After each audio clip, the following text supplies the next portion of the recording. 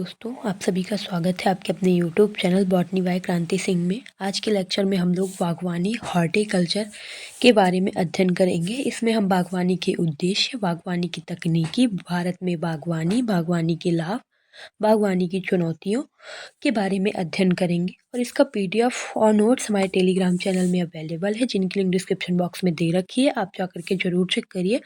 और इससे पहले भी हम लोग यूनिट 3 आधुनिक और प्राचीन कृषि पद्धतियों के बहुत सारे लेक्चर, जैसे पॉली हाउस हो गया, हाइड्रोपोनिक्स हो गया, organic farming, terrace farming ETC cover कर चुके हैं, जो कि हमारी प्लेलिस्ट में अवेलेबल है, जिनकी लिंक डिस्क्रिप्शन बॉक्स में दे रखी है, आप ज़रूर एक बार जाके चेक करें। तो चलिए आज के टॉपिक पे आगे बढ़ते हुए बागवानी की शुरुआत करते हैं। ये बागवानी, तो आप लोग बागवानी नाम सुनते ही समझ गए होंगे कि बागवानी वास्तव में होती क्या है। तो यहाँ पर आप लोग एक बागवानी का चित्र देख सकते हैं। डायग्राम के माध्यम से आपको चीज़ें समझ में आ रही होंगी कि बागवानी क्या होता है। बागवानी को अंग्रेजी में हॉर्टिकल्चर बोला जाता है। तो हॉर्टिकल्चर शब्द जो होता है वो लैटिन भाषा के हॉर्टस और कल्टूरा से बना है। लैटिन शब्द के हॉर्टस और कल्टूरा से बना हुआ है, जिसका अर्थ है बगीचा और बागवानी। अर्थात हॉर्टस का अर्थ होता है बगीचा और कल्टूरा का अर्थ होता है बागवानी। तो हॉर्टिकल्चर दो शब्दों से मिलकर के बना है, एक होता है हॉर्टस और एक होता है कल्टूरा। तो हॉर्टस का अर्थ होता है बगीचा और कल्टूरा का अर्थ होता है बागवानी। बगीचे में बागवानी करना ही हॉर्टिकल्चर कहलाता है। इन दोनों जो शब्द हैं उनसे यही अर्थ निकलता है। तो चलिए आगे इसकी परिभाषा के बारे में अध्ययन करते हैं। बागवानी वह विज्ञान और कला है जिसमें फल, सब्जियां, फूल, औषधि एवं सुगंधित पौधों की खेती, प्रबंधन और विपणन किया जाता है। अर्थात बागवानी में जितने भी फल होंगे, सब्जियां होंगी, फूल, औषधि, इन सब के बारे में खेती की जाती है, इसका अध्ययन किया जाता है और कैसे इसको बचा करके रखा जाता है, प्रबंधन किया जाता है। और ये दो मोस्ट इम्पॉर्टेंट पॉइंट हैं। LH Bailey father of American horticulture है। अमेरिकन हॉर्टिकल्चर यानी कि अमेरिकन बागवानी के पिता अगर पूछा जाए कौन है तो LH बेली हैं। और लेकिन भारतीय horticulture father of Indian horticulture पूछा जाए तो MH मैरीगोंडा है। तो भारत में बागवानी के जनक MH मैरीगोंडा है और अमेरिका में बागवानी के जनक LH बेली जी हैं। तो इन दोनों इंपॉर्टेंट पॉइंट को याद रखिएगा, MCQ में पूछ सकता है। फिर थर्ड पॉइंट आ जाता है, बागवानी के उद्देश्य क्या है। फर्स्ट है ताजा और पोषक तत्वों से भरपूर फल एवं सब्जियां उपलब्ध कराना। दूसरा है किसानों की आय बढ़ाना और उन्हें बेहतर जीवन स्तर प्रदान करना। तीसरा है फलों, सब्जियों, फूलों, औषधीय पौधों और मसालों की खेती को बढ़ावा देना। चौथा है गुणवत्ता सुधार कर निर्यात क्षमता बढ़ाना। पांचवा है पारिस्थितिक तंत्र को संतुलित बनाए रखना और छठा है पर्यावरण की रक्षा करना। तो ये इसके कुछ मुख्य उद्देश्य हो गए हैं। आप एक दो बार इनको देखिए, वीडियो एक दो बार देखिए और इन सबको बस नोट्स बनाइए या ना बनाइए, बस एक बार देख लीजिए और PDF पढ़ लीजिए, तो आपको आसानी से याद होगा और आप एग्जाम में अच्छे नंबर ला सकते हैं। फिर टाइप्स ऑफ हॉर्टिकल्चर तकनीक, यानी कि बागवानी की कितनी सारी तकनीक है। तो सबसे पहले आ जाता है पोमोलॉजी।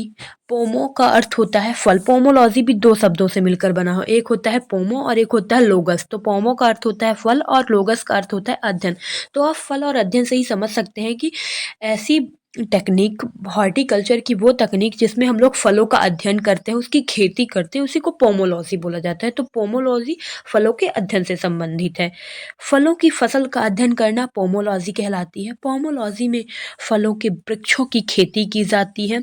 एग्जाम्पल आम, केला, सेब, अमरूद, ये सब आ जाते हैं कि पोमोलॉजी में फलों का अध्ययन किया जाता है, उनकी खेती की जाती है। ये पॉइंट याद रखना टेक्निक्स में, पोमोलॉजी। फिर दूसरा आ जाता है ऑलरीकल्चर, यानी कि सब्जियों की फसल का अध्ययन करना ऑलरीकल्चर कहलाता है। इसमें हरे पत्तेदार सब्जी, जड़ वाली सब्जियां और अन्य प्रकार की सब्जियों की खेती की जाती है। इसका एग्जाम्पल होता है टमाटर, आलू, प्याज, मटर आदि। फिर तीसरा पॉइंट आएगा फ्लोरिकल्चर। सजावटी और फूल वाले पौधों का अध्ययन फ्लोरिकल्चर कहलाता है। फ्लोरिकल्चर सजावटी और फूलों का अध्ययन करना फ्लोरिकल्चर कहलाता है। इसमें विभिन्न प्रकार के फूलों का अध्ययन किया जाता है, जैसे गुलाब हो गया, चंपा हो गया, रजनीगंधा हो गया। ये कुछ एग्जाम्पल होते हैं, लेकिन जितने प्रकार के फूल होते हैं सबका अध्ययन फ्लोरिकल्चर फ्लोरिकल्चर के अंतर्गत ही किया जाता है।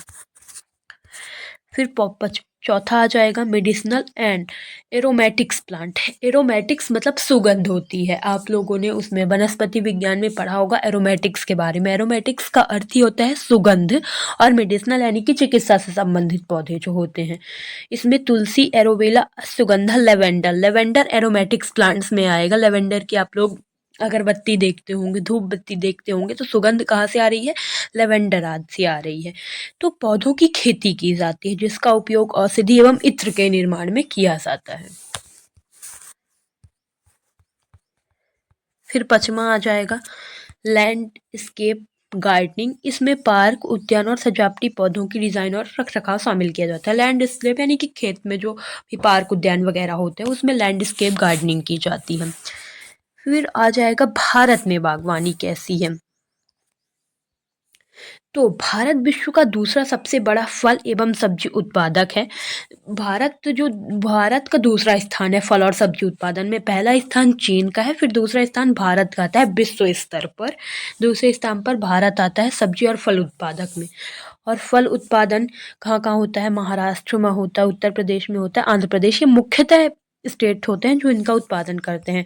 फिर दूसरा है सब्जी उत्पादन, तो पश्चिम बंगाल, बिहार, उत्तर प्रदेश। फूल उत्पादन में कर्नाटका, तमिलनाडु, पश्चिम बंगाल, ये तीनों आते हैं। फिर इसके लिए सरकार द्वारा चलाई गई योजनाएं कौन कौन सी होती है? राष्ट्रीय बागवानी मिशन, कृषि निर्यात नीति। तो ये कुछ सरकार द्वारा चलाई गई योजनाएं होती हैं। फिर आता है role of horticulture in human welfare. मानव के विकास में हॉर्टिकल्चर, बागवानी का क्या रोल है उसके बारे में अध्ययन करते हैं। यहाँ पे फल और सब्जियां स्वादिष्ट, भूख बढ़ाने वाले, फाइबर प्रदान करने वाले और कब्ज का इलाज करने वाले होते हैं।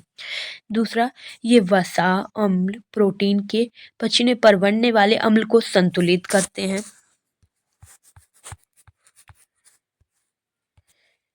तीसरा है ये बीमारियों, कमियों आदि के प्रति शरीर की समग्र प्रतिरोधक क्षमता को बढ़ाते हैं। और चौथा, ये शरीर की जैव रासायनिक प्रक्रियाओं के लिए विटामिन और खनिज का एक महत्वपूर्ण स्रोत है। तो फल और सब्जियों के बारे में आप लोग तो मुख्यतः पढ़ते होंगे कि ये फल खाओ, ये सब्जी खाए, विटामिन बसा, तो बहुत सारी चीज़ें हमको फल फ्रूट से प्राप्त होती हैं। तो यही सब उसके बारे में बताया गया है। फिर बागवानी के महत्व क्या क्या होते हैं?